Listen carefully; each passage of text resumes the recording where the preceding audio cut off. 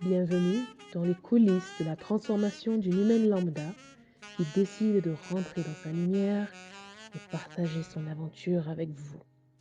Voilà l'histoire de Leslie.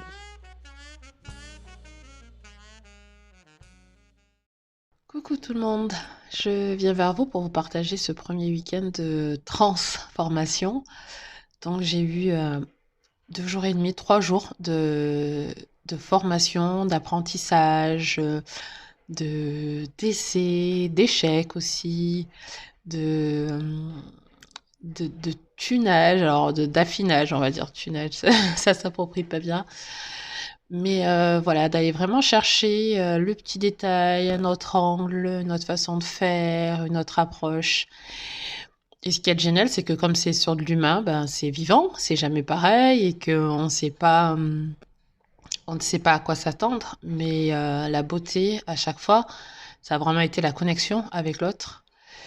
Et ma grande confusion a été que si je me connecte 100% à l'autre, je le sers. Et, euh, et quoi de plus beau que de se rapprocher finalement de son pourquoi, de ce qu'on souhaite faire dans la vie, impacter positivement la vie des gens. On en est qu'au début de la formation, on est vraiment au début sur le point clé et en fait ça nous permet de désapprendre ce qu'on sait déjà. Et c'est tout un art. Même quand on a déjà vu des vidéos, lu beaucoup de livres, essayer de s'exercer, c'est tout un art. Tout un art de se faire sa propre auto-analyse, d'avoir le retour aussi d'autres personnes. Je vous avouerai qu'au troisième jour, j'avais vraiment l'impression que mon cerveau était un processeur j'ai l'impression de sentir les connexions de chaque nouveauté, comme si en fait les liaisons entre toutes les cellules du cerveau, tout est en train de se refaire, de reconstruire. Il y a des endroits qui s'éteignaient, d'autres qui s'allumaient. Donc j'avais quand même très mal à la tête à la fin de la journée. Néanmoins, ce que je retiendrai, ouais, c'est ça, c'est vraiment cette connexion à la personne et rester se focus sur une seule chose et garder le lien. Et je pense que ça, clairement, à chaque fois, garder le lien, bah, c'est pas par rapport à moi, c'est par rapport à l'autre. Et ouais, ça m'anime, ça, de garder le lien, d'être en présence, d'être en réelle présence. Et j'ai pu voir que malgré mes coups de mou, il y avait vraiment des moments en fin de journée où je me sentais fatiguée, ben, cet exercice-là, me nourrissait en fait. C'est comme si ça m'aidait à recharger mes batteries. J'étais réellement bien. Et il y a aussi des exercices où on est coaché en fait pour savoir ce que c'est, pour vivre aussi le protocole, le processus, pour sentir, pour être plus connecté à ses ressentis à ce moment-là, à ses émotions. Et ben, ça m'a fait cheminer aussi, et notamment sur la voie de la transformation. Et plusieurs choses sont venues. Alors, un peu comme un miroir, d'histoires en miroir, beaucoup de témoignages en miroir, et pas mal de mots à chaque fois qui reviennent. Mais finalement, ma plus grosse expérience du week-end, ça a été de vivre un immense moment de gratitude. Temporellement, je ne sais pas combien de temps ça a duré, mais vraiment, on a été dans la respiration, de se reconnecter à des moments où on était dans la gratitude. C'était assez compliqué à la fin de cette journée, mais au début de l'exercice, parce que il a vraiment, voilà, fallu oxygéner le corps, le cerveau, se reconnecter à soi, se mettre en mouvement et en même temps se calmer. On est resté toute la journée assis, donc enfin toutes les journées assis, donc devant un écran, donc forcément il fallait reconnecter au corps, retrouver des sensations. Et donc voilà, donc on est allé petit à petit se reconnecter. Alors des fois c'est compliqué parce qu'il y a le mental qui vient et il fallait pas justement être dans le mental, là on voulait vraiment être dans l'âme, dans le cœur. Ça n'a pas été facile au début pour moi. J'avais les yeux fermés, on essayait de fermer fort, mais l'image n'est pas forcément claire. Je me demande en fait souvent dans mon langage interne si c'est moi qui crée l'image, si je vois vraiment l'image. Pour moi, le plus parlant, ça va vraiment être dans le ressenti. Et donc voilà, je pense que ça a dû durer une demi-heure, voire plus. On fait cet exercice, on se reconnecte à des moments de gratitude. Et c'était tellement beau, tellement fort et puissant que j'avais vraiment des larmes de gratitude, de me dire que oui, je suis chanceuse et que j'ai des gens autour de moi, des moments de très très forte gratitude. Donc j'étais vraiment connectée à ce moment très fort. On a libéré au niveau de la gorge, donc je sentais en fait toute la détente de la journée. Et ensuite, il y a eu un événement qui m'a fait vriller en 30 secondes. 30 secondes, tout ce qui s'était passé depuis le vendredi 13 heures, enfin même en matinée, puisqu'il y avait tous les préparatifs pour la formation, ça m'a fait vriller en 30 secondes. Et quand on dit que le négatif est fort et puissant, là, je l'ai vraiment ressenti. Donc, j'ai mis un moment à me calmer, à me raisonner, mais il fallait quand même que j'accueille cette colère, parce que là, on était vraiment sur de la colère, et savoir aussi contre qui était cette colère, finalement, entre la personne ou contre moi. Je sentais voilà, que l'énergie était forte, et j'avais à cœur de me dire, utilise cette énergie, utilise la force de cette énergie pour, pour avancer. Utilise la force de cette énergie pour te faire avancer, pour te mettre un boost, pour te créer un électrochoc. Utilise cette force.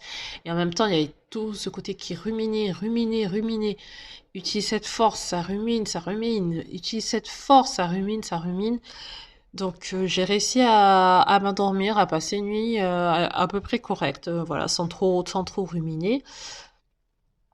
Et voilà, donc là, aujourd'hui, la première chose, c'est que je voulais vous parler de ça. Je vous dis, c'est-à-dire que la puissance de la connexion à la gratitude, c'était vraiment fort. Je pense que c'est une des premières fois où je le sens aussi fort après coup. C'est-à-dire la force de pouvoir se reconnecter à ça et de sentir dans mon corps sensoriellement cette gratitude avec la force et la puissance de la colère. Là, c'était vraiment une balance, en fait, entre un super événement et là, l'événement qui est venu tout valser, en fait. Donc aujourd'hui, je vous parle parce que justement, dans ce but de transformation, je me suis posé beaucoup de questions, pourquoi ça arrivait maintenant, etc. Mais là, dans la transformation de cette énergie, de cette force,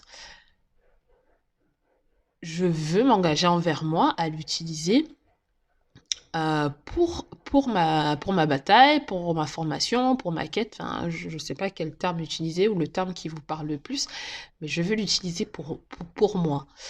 Donc c'est encore en cours de réflexion, parce que c'est encore douloureux. Hein, j'ai pas encore fait tout le deuil de passer outre.